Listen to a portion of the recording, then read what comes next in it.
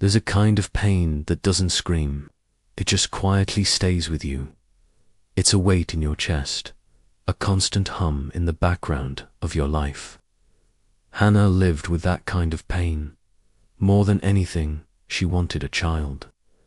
This wasn't a casual wish or something she wanted for social status. It was a deep, fundamental longing that sat in her heart every single day. And in the culture she lived in, not having children wasn't just a private sorrow. It came with public shame.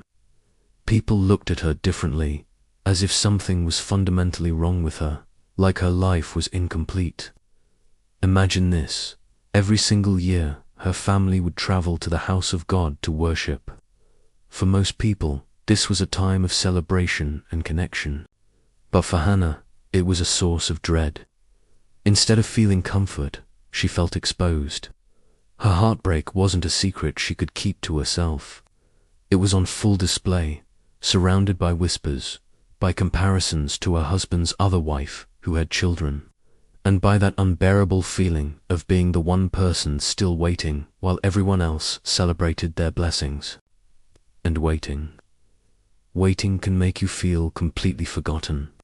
It can trick you into believing that your prayers are just echoing in an empty room. One year, Hannah reached her breaking point. She couldn't carry the weight of it all anymore. She walked into the temple, fell to her knees, and began to pray. But this wasn't a neat, tidy prayer. It wasn't polished for an audience. It wasn't for show. The Bible says she wept bitterly. Her shoulders shook with sobs. Her lips moved, but her voice was barely a whisper. It was the kind of prayer that comes from the deepest, most broken part of you, when words don't even feel strong enough to carry the weight of your pain. And what makes this moment so profoundly human is that someone completely misunderstood her. Eli, the high priest, was watching from a distance. He saw her silent, desperate movements and jumped to the worst conclusion. He assumed she was drunk. Think about that for a moment. That's how deep Hannah's anguish was.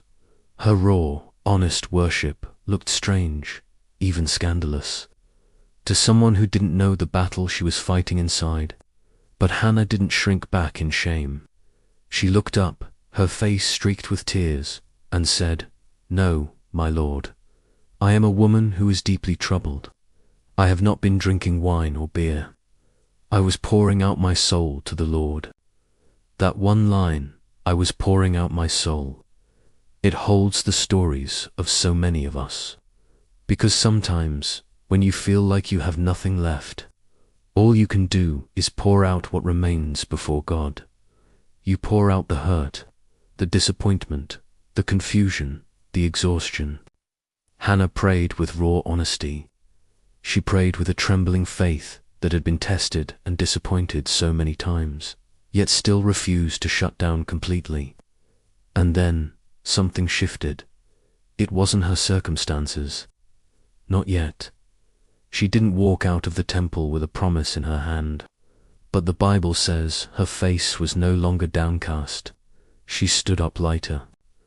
Not because her prayer had been answered in a tangible way, but because hope had returned to her spirit. She had handed over the heaviest burden of her heart and trusted it to God. And in time, God remembered Hannah. He heard the prayer she prayed in her deepest despair. She conceived and gave birth to a son. She named him Samuel, which means heard by God, because, she said, "I asked the Lord for him." Hannah's story is a powerful reminder for every single one of us who might be in a season of waiting. It teaches us that unanswered prayers are not unanswered love. Waiting seasons are not wasted seasons. And being overlooked by people does not ever mean you are overlooked by God. Sometimes the bravest form of faith is simply this: to keep showing up, to keep praying, even with a broken heart, and to keep pouring out your soul until hope dawns again. Thank you for watching. If this story resonated with you, please consider subscribing for more content like this.